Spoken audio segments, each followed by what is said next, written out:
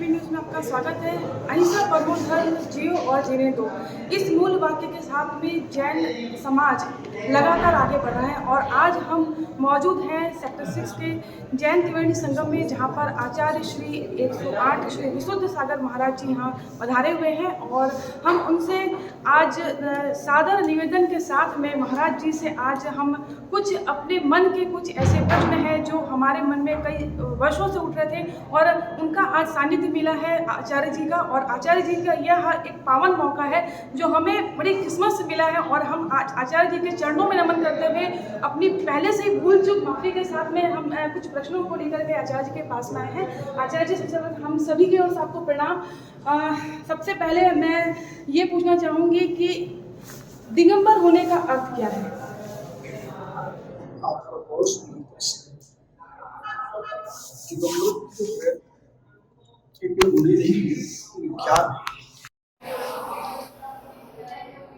वसन यानी वस्त्र, जहाँ वासना है, कामना है, इच्छा है, उनको छुपाने के लिए लोग वस्त्र धारण करते हैं।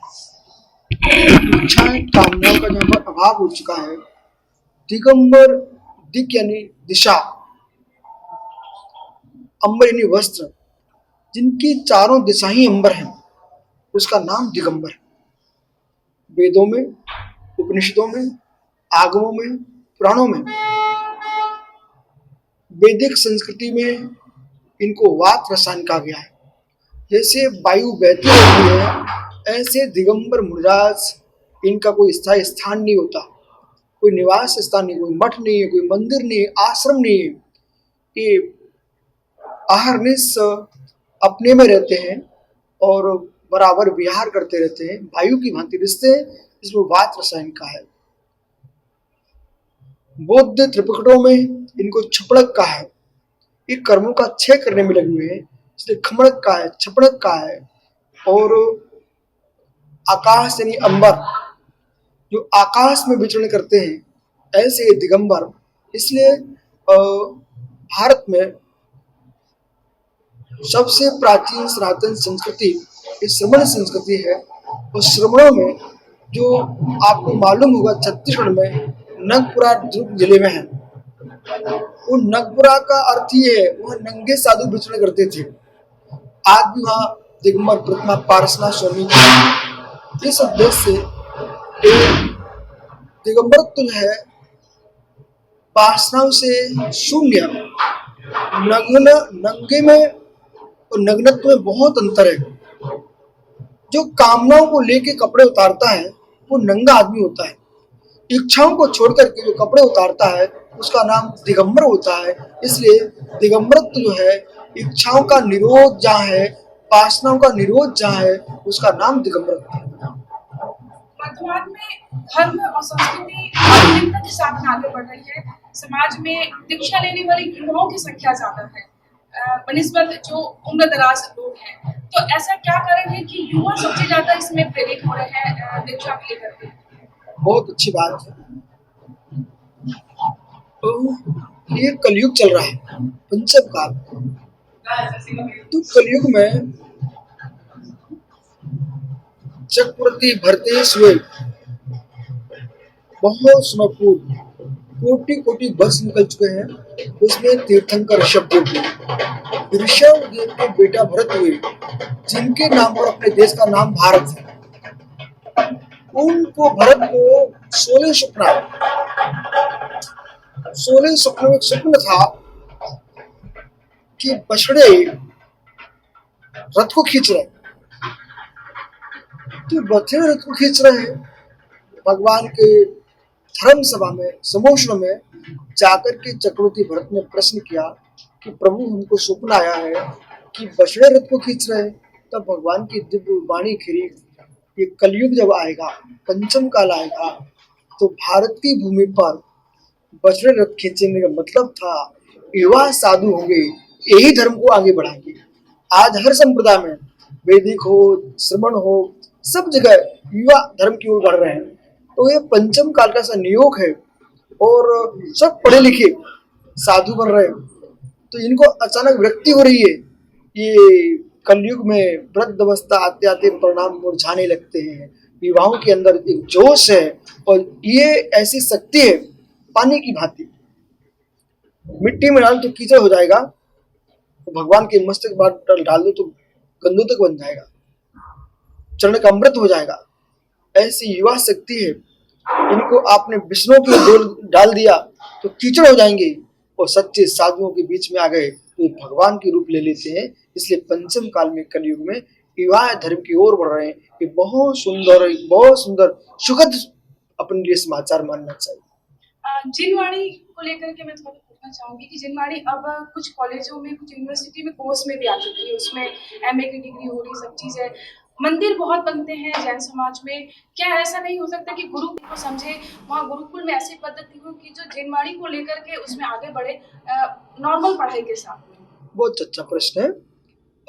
जैन समाज हर क्षेत्र में आगे बढ़ रही है और गुरुकुल भी खोल रहे हैं, और जो हमारे स्कूल में, कॉलेज में आज से नहीं, पुराने काल से, जब वो प्रथम राष्ट्रपति प्रधानमंत्री बने नेहरू जी और राजेंद्र प्रसाद जी, उसी समय से जब बनारस यूनिवर्सिटी खुली तो वहाँ जैन विषय की स्थापना हुई। यूनिवर्सिटी रीवा मध्य प्रदेश, तो वहाँ पर भी तो, और हिंदू विश्वविद्यालय रीवा बनारस में जैन लीडर रहे हुए। आज भी वर्तमान में अशोक जी वहाँ पर हैं जो जैन और बौद्ध विभाग के अध्यक्ष हैं। तो हर विश्वविद्यालय में, यहाँ तक कि लगभग 142-43 यूनिवर्सिटियां विश्व में, उनमें कुंदकुंद स्वामी का समय सार, प्रवचन सार का अध्ययन कराया जा रहा है। न्याय के क्षेत्र में जब न्याय शास्त्र में पढ़ते हैं तो जैन न्याय में परीक्षा मुख, आलाप पद्धति, न्याय दीपिका, अष्टसती, अष्टसहस्त्री, प्रमेय कमल मार्तंड, ये लोगों को मालूम नहीं है। मतलब भारतीय नव्य न्याय में, भारतीय प्राचीन न्याय में ये जैन न्याय का बहुत बड़ा स्थान है।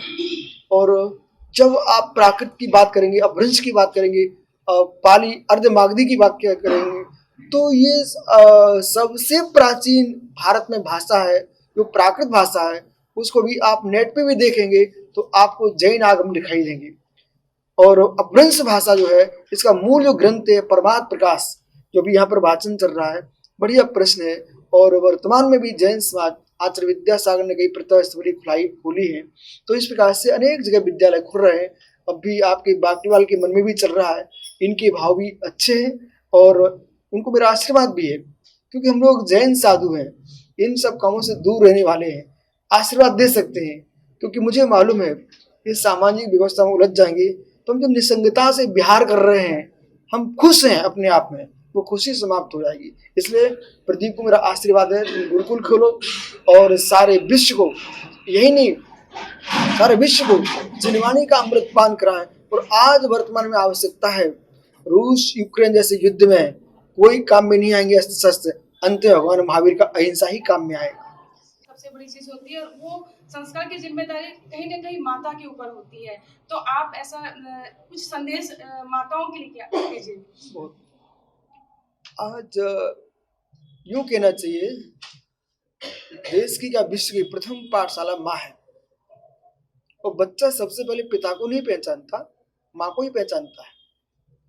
तो माँ का कर्तव्य है, जब माँ कौशल्या होगी, माँ त्रिशला होगी, माँ मरदेवी बनेगी, तो ऋषभदेव, महावीर, राम जैसी संतान भी होगी।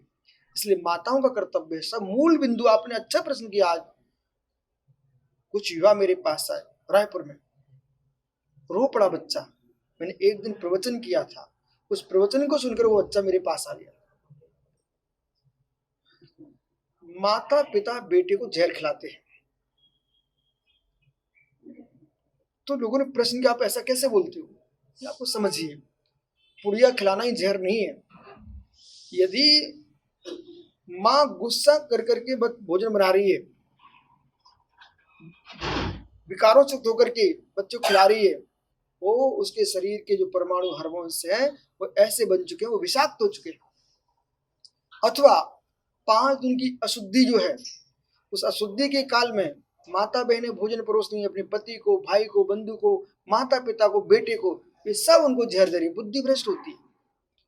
आज बच्चों प्रतिभा क्षीण क्यों हो रही है, बुद्धि कमजोर क्यों हो रही है? अशुद्धि का ध्यान नहीं रखा जा रहा। अगला प्रश्न मैंने कहा, जहर खिला रही है बच्चों को, आप क्या कर रहे हो? एक माँ अपने पति से छोटे छोटे बच्चों के सामने लड़ रही हो, और पति पत्नी लड़े, बच्चे माँ का पक्ष लें कि पिता का, और सहम जाते भाई ये क्या देख रहा हूं। यदि आज संतान को अच्छा बनाना है तो माता पिता का कर्तव्य है अपनी संतान के सामने गलत काम भी ना करें और लड़ाई झगड़ा भी नहीं करें, दुलार दें, प्रेम दें, स्नेह दें, वो संस्कार दें, जिससे संतान का प्रभाव पड़ेगा।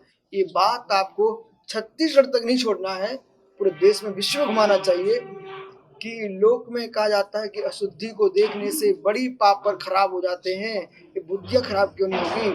दूसरा प्रश्न है कि जनक जननी गुस्सा भी ना, आप एकांत में आप आपस में बात कर लो, लेकिन संतान के सामने आप दोनों की प्रीति होगी तो बच्चे की शक्ति बढ़ेगी, बुद्धि बढ़ेगी, ज्ञान बढ़ेगा, और आप दोनों के प्रति श्रद्धान बढ़ेगा।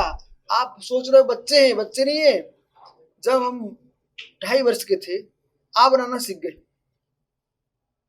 केजी 1 में आप बच्चे को भेजते कि नहीं भेजते हो? वो आज अब से सीखा था, आज तक याद है कि नहीं? तो माता पिता का झगड़ा भी उनको याद रहेगा। और यही क्रूरता, जब आप वृद्ध होंगे, वो युवा होगा, तुमको धुतकार देगा, बोल तुमको देखा हमने कुत्ते बिल्ली जैसे लड़ते देखा है। इसलिए आज ये सूचना पूरे देश को भेजो कि माता पिता का धर्म है अपनी संतान को राम जैसा देखना चाहते हो, महावीर जैसा देखना चाहते हो, तो महावीर और राम की माता पिता जैसा बन के आना पड़ेगा। आचार्य श्री ने जिस तरीके से बताया कि माँ पहली पाठशाला होती है और माँ अगर संस्कारवान होगी तो निश्चित ही बेटे भी राम महावीर जैसे होंगे। और आचार्य श्री के प्रवचनों में जिस तरीके से जीवन की एक व्याख्या है, जीवन को समझने की एक शक्ति है आचार्य जी के प्रवचन में, तो वो शक्ति हमें महसूस करके हम अपने व्यक्तित्व के साथ में अपने समाज को भी बदल सकते हैं। केपी न्यूज़ के लिए गोकर्ण निषाद के साथ कोमल धनेसर की रिपोर्ट। न्यू वीडियोस के अपडेट पाने के लिए सब्सक्राइब करें केपी न्यूज़ को और बेल आइकन को दबाएं।